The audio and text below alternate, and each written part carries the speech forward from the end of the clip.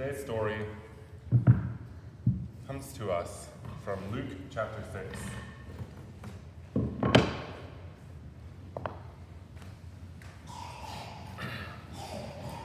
It resembles the famous Sermon on the Mount in Matthew. But today's story takes place on the plains.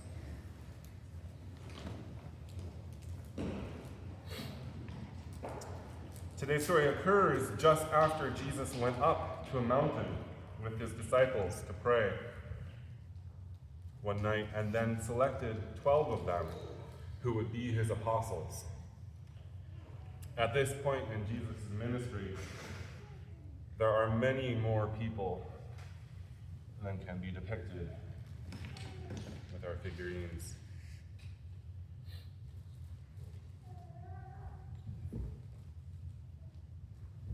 Today's story is also a hard story.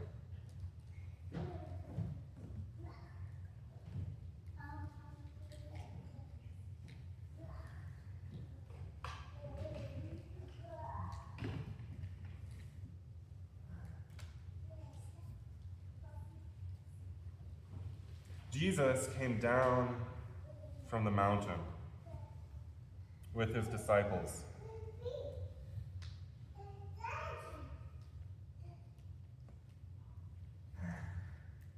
And went onto level ground.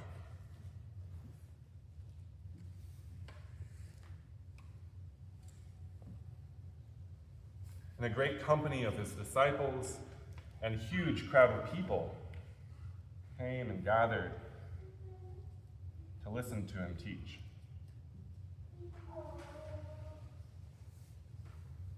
And they had come from all around Judea and Jerusalem and the area around Tyre and Sidon. And they came to him to be healed from their diseases. And those bothered by unclean spirits were healed. The whole crowd went to him because power was going out from him, and he was healing everyone.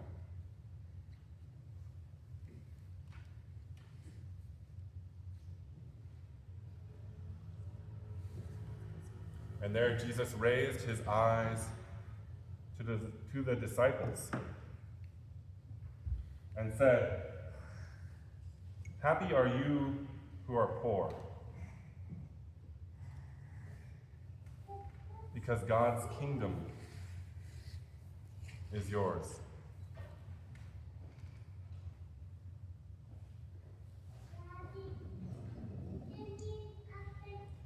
Happy are you who hunger now, because you will be satisfied.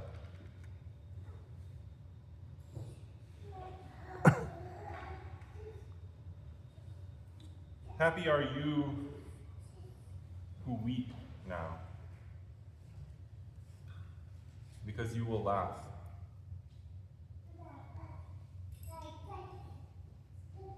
And happy are you when people hate you, reject you, insult you, and condemn your name as evil because of the human one. Rejoice when that happens. Leap for joy because you have a great reward in heaven. Their ancestors did the same things to the prophets. And Jesus continued, "But how terrible for you who are rich, because you have already received your reward. And how terrible for you who have plenty now, because you will be hungry. How terrible for you who laugh now, because you will mourn and weep. And how terrible for you when all speak well of you, their ancestors did the same things to the false prophets.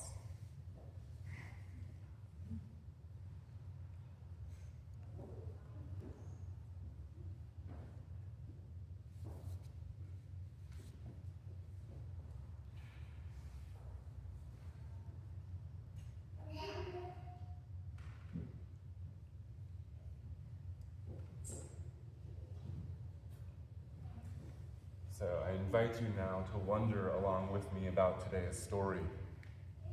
And for those of you who are near the corners, could you grab the coloring materials and blocks for it? Now is the time when we can start doing that as part of our interpretive response. So yeah, we'll just place them here on the corner. Thank you.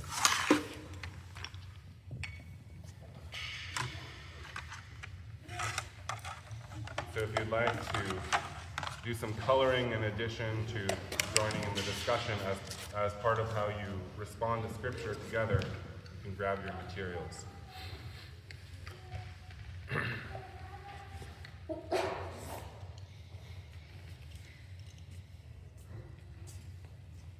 I wonder about the setting of today's story. I wonder why it's important to Luke, the author of this gospel, that Jesus came down to level ground to give this teaching. I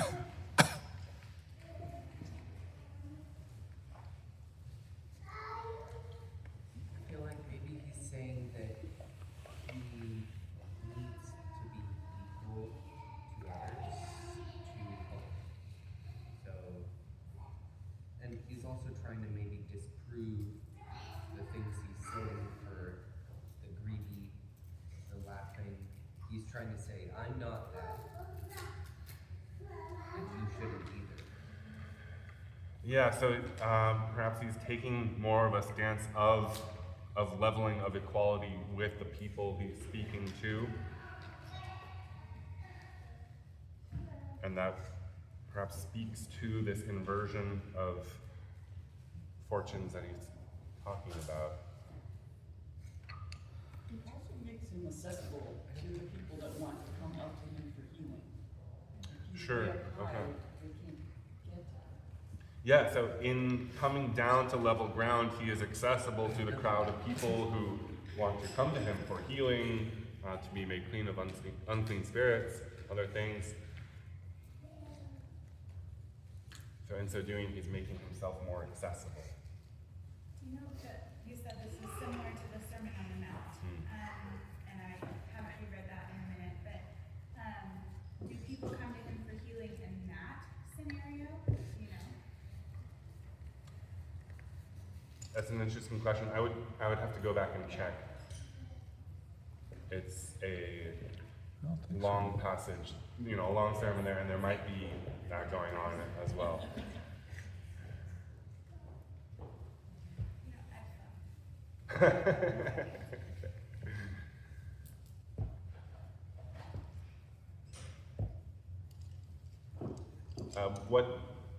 What difference would that make to you, I wonder, Denise? Well, like Carla was saying about people being, for Jesus to be accessible to people for healing. I keep talking about this. I'm going to be doing a Living Stories sermon next week at a church in Belmont, and so I was studying about next week's passage, which is from, it's like the second half of this. It continues right after this, yeah. And when I first read it, I was like, oh, Sermon on the Mount. And then I did research and I was like, not Sermon on the Mount, Sermon on the Plain. I wasn't aware there were two different ones.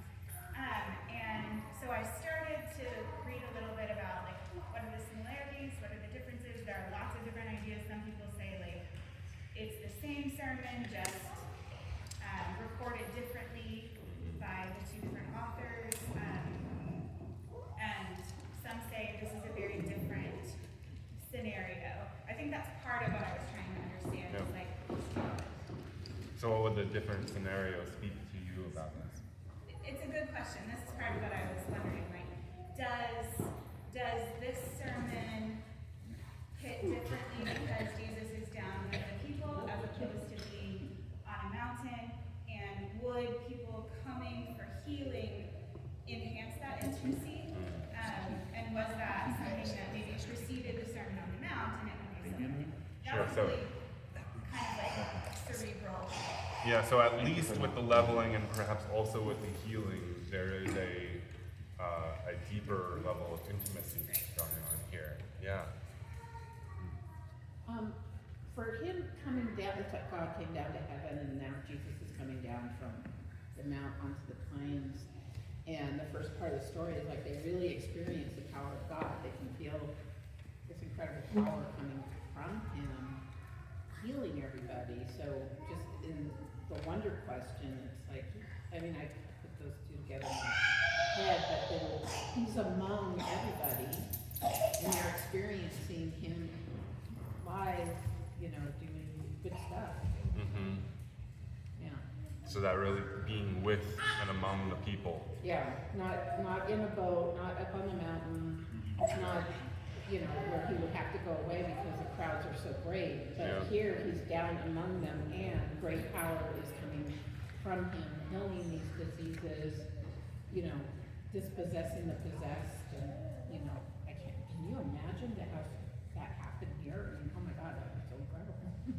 So, you know, Sure. people Yeah. get cured of their arthritis, diseases, mental health issues. I mean, What a dream. yeah. Yeah. Terry has her hand. Oh. Well, like piggybacking on that, maybe Jesus is coming into his confidence because he's not retreating. He's not in the boat. He's not running away or hiding in houses. Like it's a foreshadowing of he's now fully coming into spreading God's miracle. Sure, yeah. So I think it was just last week he was preaching from a boat, and you're saying perhaps as time is going on, as we move forward in the gospel narrative, he's coming into his own confidence of, you know, being in the middle of the crowd, teaching and healing as he goes. And as it says, power was going out of him. People were coming to him because power was going out of him and healing many people. Almost sounds like he's losing by doing this. I'm wondering if it tires him to speak to crowds, and that's why he was afraid. Sure, yeah, so perhaps this is tiring, you know, at the very least, but also perhaps there's a sense in which, you know, it's talking about power going out of him. That seems particular in a sense that is more than, you know, just he's getting tired, right? So there's something going on there that you're picking up on.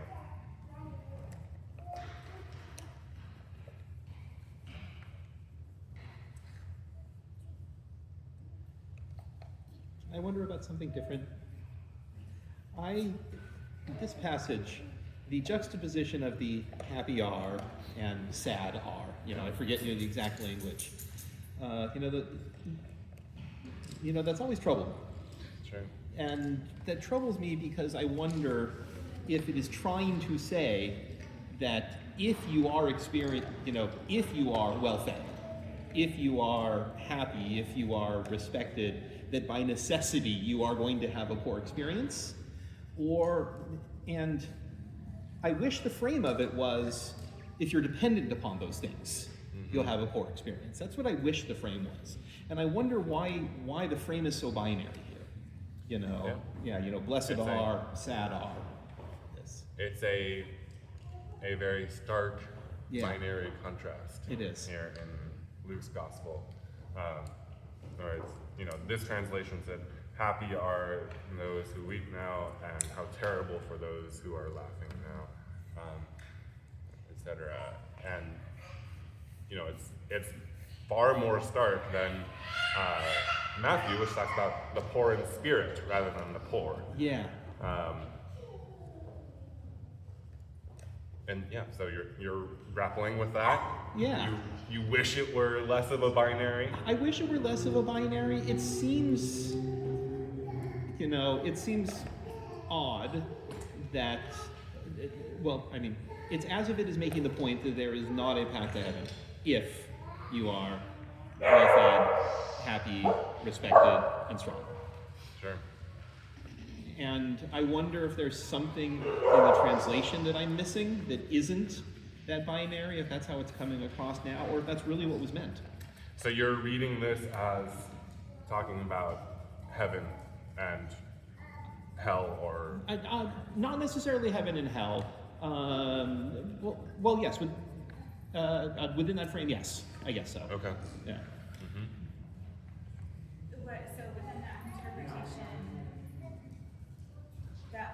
would that mean that heaven is available to those on the front of Peter's card and hell is available to those on the back of Peter's card?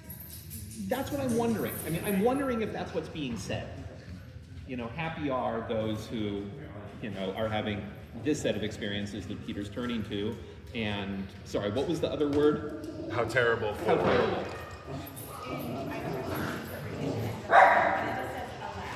Alas. There's a lot in that word. And in the NRSV, another popular translation that says, "Woe to you." Whoa. Whoa. For me, as I was listening to this, other than the poor and wealthy one, the other three, pretty much all humans are going to experience some period of time of joy and some period of time of grief. Okay, so laughing And so- versus crying seems more transitory. To me, than there's poor or sort of, wealthy. if you're Yeah. this, at some point it's gonna be the other, because that's the experience of being human, right? You get both sides of that. And I feel a little bit that, not the rich and poor one, that's the one that doesn't Yeah. quite fit, but for the other ones, there are times when you're lauded for what you do, and there are times that, at least, if you're out there trying to make change in the world, there are times when it's controversial and people don't think they're doing the right thing or whatever. Sure. And even in small ways that can be true. So I felt like that for these three, that it was like the human experience is experiencing both sides of all. Yeah. So for most of these, and perhaps also for these, That doesn't quite fit the model. It might, Yeah. but Yeah, it could, like you could be in a booming bus. Right. yeah. There are ways in which this could, but I see how, and this is Right. harder to make But fit, everybody's but it could be agrees. about Yeah, but the other one. the sine curve Yeah. of human experience. Right.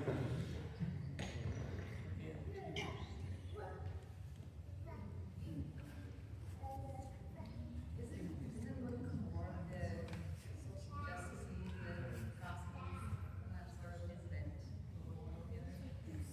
It does seem to be a strong strand throughout all of Luke to talk about this inversion of fortunes in the Magnificat, which says that God will fill those who are hungry and send the rich away empty.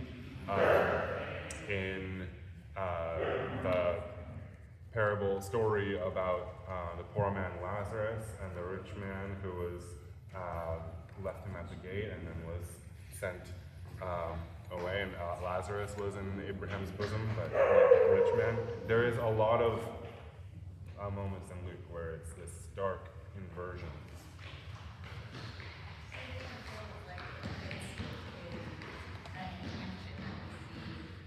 Throughout the gospel, like pay attention to the poor and the vulnerable, in the same way that in this version, Jesus comes down, be with people in solidarity, be accessible. So I think, he's trying to be a little bit harder to make people he sees you have.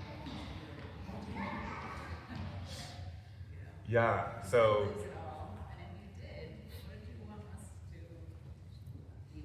with you? yeah, so there's an element in which you're saying the shocking language can be about paying attention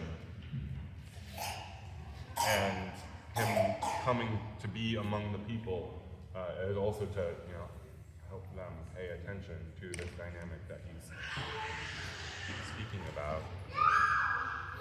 Maybe that's why he has to be down in the midst of it. Because if you're going to tell people hard things, it feels better if it's coming from an intimate place as opposed to coming from the top of the mountain.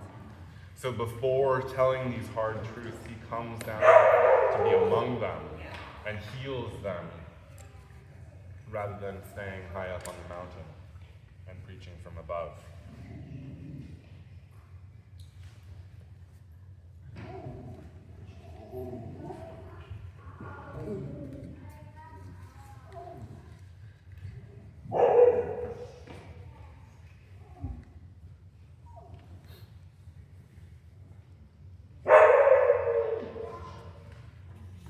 I wonder what we do with these teachings, what it means for us, what it could mean for our communities.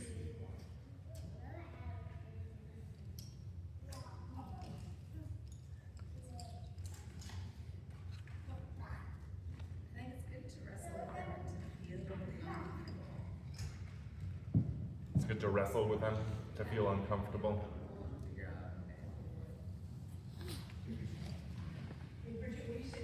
Oh, I think it's good to wrestle with them and to feel uncomfortable. And what does that mean? Sure, yeah. To sit in the unknowing. But it's also hopeful. I mean, you know, your reward will be great in heaven. I mean, just be patient, endure, suffer.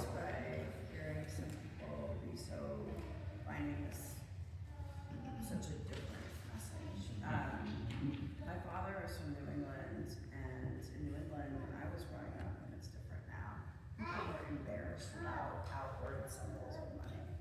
The richest person always drew the kind of Volvo. A Volvo originally was expensive, but it had 20 years. You would have realized how much it cost originally. Sure. And I think even when I was a child in Washington, D.C., this is a gospel that got preached a lot. And it was like the thing that we talk about of why we were going to go volunteer at the Circuit Gym every Sunday, which is very common in a very wealthy church. That there was a shame attached to hoarding money. Mm-hmm. But I wonder if it's so surprising for everyone today because we're gotten so far away from that message. So you're saying there used to be a more of a cultural response to messages like this one to not show that one was Or rich. to do penance for it. Or to Like, okay, yeah. Sure. But there was an obligation. I think he's trying to set a baseline with these binary ideas. Yeah. Because if you're trying to think, what does something mean? It's usually easier to go for a yes/no answer than a open-ended answer. So maybe he's trying to set a basis that he'll build on later. But he's trying to say, having these things might be good then, but they're gonna turn, and this is like a yes/no way to think about it. Yeah, so you're saying it's a way of, maybe shocking people into thinking differently about their situation? No, more like he's trying to just set a baseline goal. It's like, look over here, this is bad. Look over here, this is good.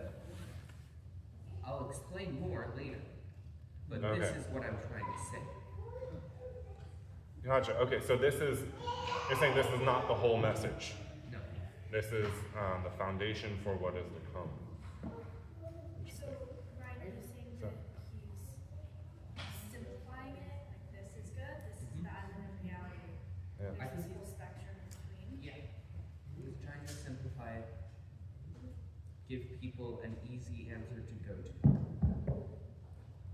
So, yeah, this is like, these are the base assumptions. That any value system has to make assumptions, and he's making some basic assumptions before moving forward. Interesting. So, we are coming close to the time where I have to ask, given all our discussion today, I wonder what the good news is for you today. I think that young man just said the good news, like there's more to come. You know, I think it's taken it into context of everything, of the whole gospel, not just this slice right here. It's part of it. And so, yeah, I just think it's part of the bigger story. And there's more to come. Sure. Yeah, so really like Ryan was resonated sharing, with me. there's more to come. Yeah. I think the good news is that, in particular, in this very boom and bust oriented part of the United States, incredibly boom and bust oriented, for those in plenty, don't fret about losing your money, because you might anyway. And for those without any money, don't fret too much, because you might have some. For those Sure. who are fed, for those who are unfed, it's all going to change. So don't worry too much about the current place that you're at in the cycle of booming and busting. Busting, yeah.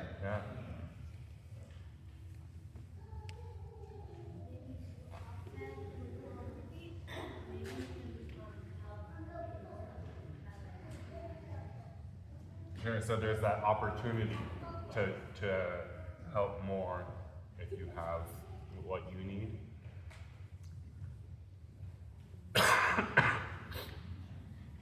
Sorry, I have a residual cough.